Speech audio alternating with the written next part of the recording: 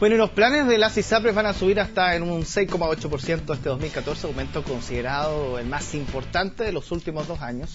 Y según las prestadoras de salud, el alza respondería al incremento del IPC sectorial y al precio de los insumos médicos. Y pese a esto, los consumidores calificaron este incremento como injustificado debido a las millonarias ganancias que lograron estas instituciones. Queremos profundizar más en este tema y para eso nos acompaña en nuestro bloque de Ciudadanos en Directo la abogada María Inés Ibacache. ¿Cómo está? Hola, muy bien, gracias. Bien, bien. A ver, se ha institucionalizado prácticamente esto ya de que uno presente los recursos por el alza y la ISAPRE.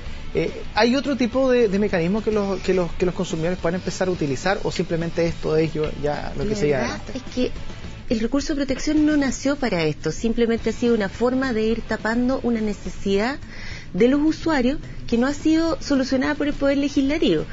Actualmente las ISAPRES pueden modificar anualmente sus planes de salud de acuerdo a la variación que tienen para ellos los insumos, el prestar el servicio, además del reajuste propio de cada contrato porque son establecidos en UF, ¿no es cierto?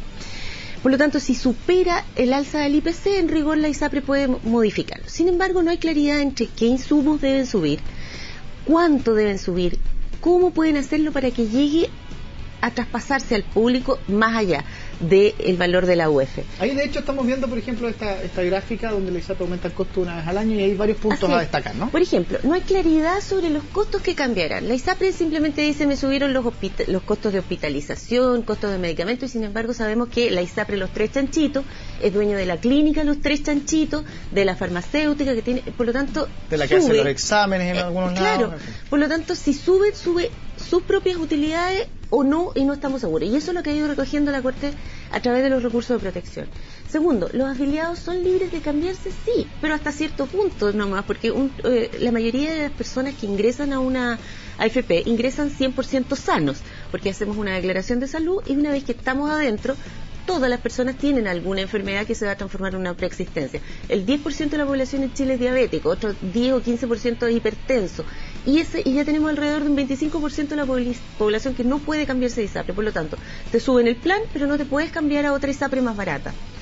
No existen planes estandarizados, que eso también fue un proyecto de ley que hubo un tiempo atrás que se dijo que se iba a mejorar y que nunca llegó. Que existiera algún plan que tú pudieras comparar entre una ISAPRE. Actualmente existen 100 planes en cada ISAPRE y es prácticamente imposible para un usuario normal comparar cuáles son los planes en una o en otra ISAPRE. Y la única opción que nos está quedando es FONASA. Es FONASA, exacto, que es un plan único que cubre todo, pero que sabemos que tenemos que recurrir a un sistema público de salud en que prácticamente no hay posibilidad de cubrir.